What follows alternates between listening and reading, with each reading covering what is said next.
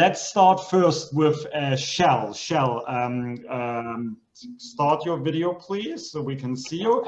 So hi, Shell. So let me quickly introduce you to Shell. So Shell, as we know, is from Texas. I met Shell through a fellow writer-comedian, Henry Cruz.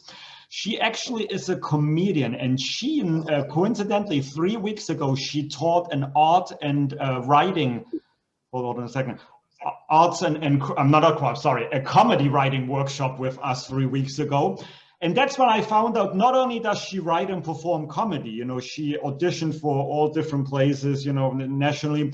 She also is writing a memoir, and she does crocheting. And you're going to teach us how to crochet next month in an arts and crafts workshop as well, right? That's right. Can't wait.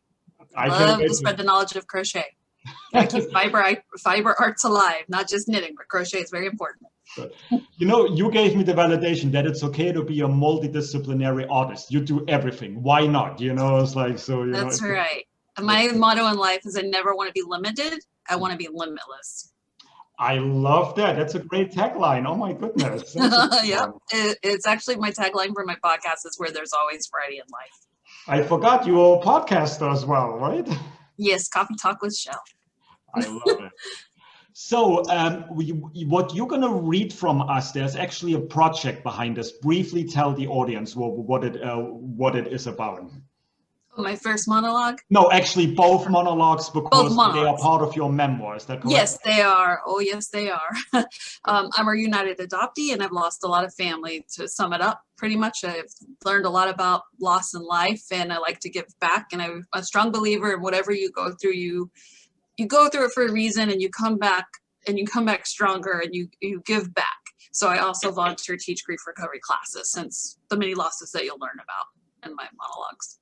That is wonderful. So we're going to hear 2 monologues. The first one we're going to hear from you is called The Letter, and we're not going to explain because it will self-explain itself. So everyone, please mute yourself, just like as if you are in a real theater. To put your cell phones either off or on vibrate so they don't come on, you know, or put yourself to mute. And everyone, we're going to hear The Letter. Everyone, welcome again, Shell. Shell, the floor is all yours. Go ahead. Okay, thank you. So that's the rocking chair that wait, did my birth mother hold me in that rocking chair? No. Oh, that's right. Oh, that's right. You had some weird rule about birth moms can't touch the baby. She only saw me through a window. So who held me in that rocking chair? Was it the doctor, the nurse? Who held me before I was adopted? I'd like to know who held me in that rocking chair. You have no clue. Wow. Well, thanks for the tour of my adoption agency. Maybe I'll get some closure since, you know, I was told that the hospital I was born at burned down to the ground. Thanks again. Wait. Okay, okay. What do you mean I have a file? What do you mean there's something in my file? Okay, oh wait.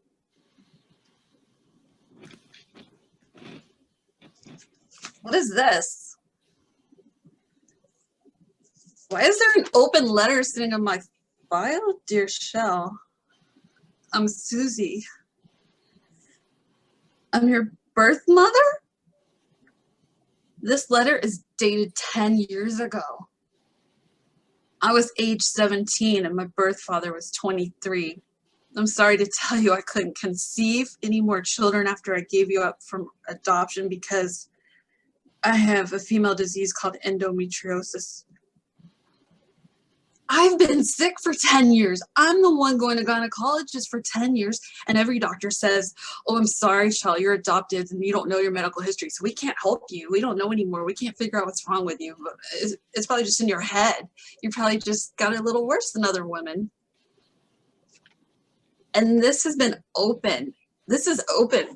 Somebody read this. Somebody scanned it. Somebody knew that my birth mother had endometriosis for 10 years, just sitting in my file. You couldn't have bothered to make a phone call. You couldn't have bothered to send me a letter, maybe even put this letter in the mail to my parents or myself. Something could have helped. For 10 years I've been sick. I have looked for answers for 10 years. I thought I was just coming here to get closure on my adoption story, and now I finally get medical history. Talk about equal rights for adoptees. Wow. Maybe there's hope for me now. I'm gonna go to the doctor first thing tomorrow with this letter in hand and show them this is my medical history. Maybe there's hope for me. Maybe. All right, thank you so much. You can applaud. It's tough to applause for this because, hold on, let me put myself back in gallery view here. That was tough, and Shell, that there is some truth, because like you said, this is from your memoir, you know, so that has a lot of emotions, you know, a lot of, you know, I mean, it's so brave of you, you know, to write that. All right, you know what, I think we should probably just go to the second scene then. Shell, if you are ready. I know it's very tough. Oh, yep, she's getting ready. So the second one is called The State Fair. It takes place a few years later. We can give you a few more seconds. I'm gonna put you back on spotlight. Okay, and Shell, whenever you're ready, this is The State Fair. Go ahead. Let's fast forward now, another decade. Now it's 2008. And I'm sitting here in black because all I do is go to funerals and hospitals and nursing homes for 6 months. And 6 months in 2008, you see, I lost 6 family members, started with my father, ended with my mother. That's right, the parents that adopted and raised me. And my biological uncle died on my birthday. I like to say, though, that, you know, his earthly birthday is the same, or his heavenly birthday, excuse me, is the same as my earthly birthday. It sounds nicer, doesn't it, than my uncle died on my birthday? Man, so much darkness, so much sadness. Too much hospitals, too much funeral homes, too much cemeteries. You know, it started on March 17th. March 17th, St. Patrick's Day. The joke was on me, you see, because my biological family has the Irish roots, not my adoptive father who died on St. Patrick's Day. You see, he taught British literature at my high school. He was so proud of his British heritage. I remember the summer 1994, my parents went to England, but he died on St. Patrick's Day. I don't know whether to say Shlante or cheers, because he had a great life. I remember getting the phone call, and they said, your father's on life support. You need to get here now. So I hung up, and I went immediately there. But I was greeted by a chaplain and a nurse in front of curtains and said he didn't make it. We're sorry. We made a mistake because we realized that he had signed DNR, you know, do not resuscitate. That's a big mistake to make. You could have at least just let him stay on life support till I got here to say goodbye. That would have been nice. But I made peace when my mother died. I was given that chance to spend 3 days in the hospice room with her, and was there and held her hand when she took her last breath. That helped a lot. But after 6 months with 6 deaths, great aunt and uncle that were married passed away, and they were closest to me, since all my grandparents had died. And another great aunt that died. But my parents was the hardest deaths you can imagine. Parents that raised me since I was a baby, since they adopted me. They're the ones that named me Shell the day they adopted me, by the way. I didn't care what anyone said or anyone thought. They could judge me all they wanted, because I've spent 6 months in hospitals and nursing homes and funeral homes and wearing black, and I'm sick and tired of it, and I want to live life again. So you know what I did after the day after my mother's funeral? Judge me all you want, I don't care. I went to the great big state fair of Texas, and I felt so alive. I let my hair down. I ate the most fried foods. I even had fried coffee, y'all. I rode roller coasters. I waved my hands in the air like I didn't care. It was the most glorious day in my entire life, and I would do it all over again if I had to. That's right, because after you spent 6 months and 6 deaths in your life in total darkness and sadness, it's the best medicine for your soul. No regrets. I would do it all over again. I highly recommend going to the Great Big State Fair of Texas, or wherever you live, whatever fair, festival, whatever it is that makes you happy. Just live life. It's just like the necklace on that I wore at my mother's funeral said, be brave, love life. And that's what I did.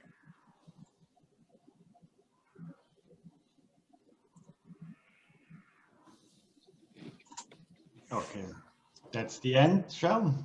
All right. Yes. So much. Let me remove the spotlight. Okay. Woo, that was something. Well, I guess we can applaud. It's tough to applaud. No, I understand. It's cathartic for me, but tough for y'all. I understand. No. And just I know you have to leave a little early because you have another workshop that you're going to. But tell us, because I know you're doing a lot of writing during the pandemic, and this is what you're writing. I mean, and I don't even know how you do this, because that digs up a lot of emotion, and you're literally going back 1-2 decades. So what made you decide to even start writing about that? What happened was only my father had died when I went through my grief recovery class, and then 2 weeks. Because I waited a while to start grief recovery class for myself. I was kind of hesitant, like, I don't know, I don't need it. And then by the time I realized I do need this, my mother died 2 weeks after my class ended, and I had already signed up to volunteer to start teaching these classes. So this was back, 2008. And so through the process of volunteer teaching the classes, I realized how cathartic it was for me to turn around and help others grieving.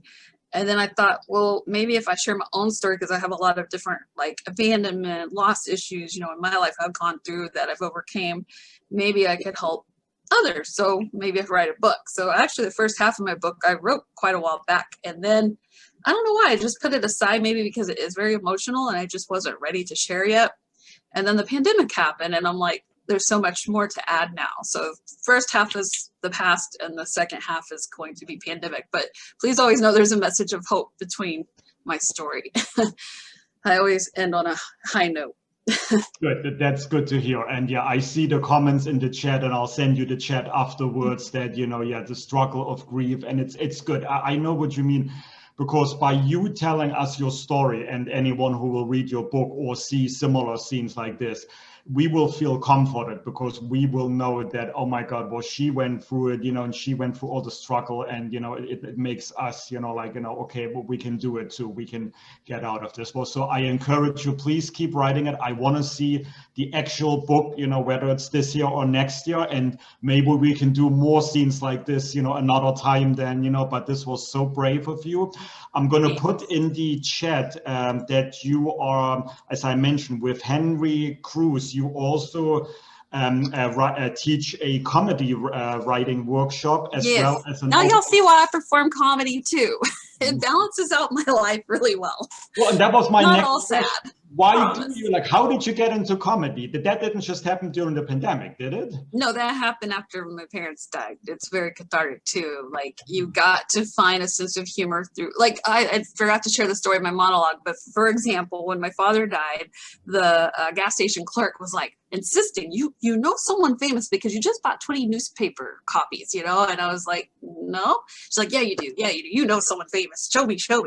So I pointed, and it was my father's obituary that I was buying copies to cut out and send to all the family.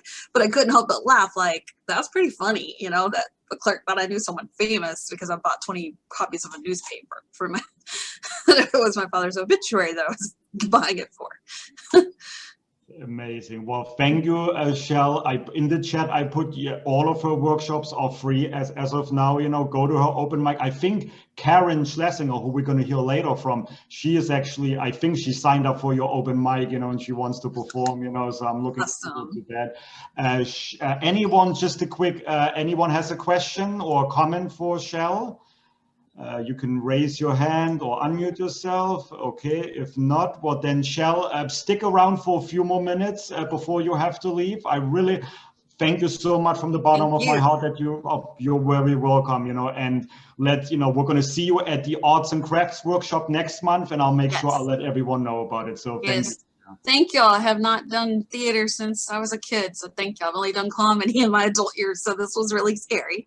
So thank y'all for being an amazing audience, and thank you, Ron, and everyone in the Bronx. Love and hugs to all of you. So I'll stick around for a little bit. And little side note, I love the Valentine's background that you have, you know, because since next Good luck.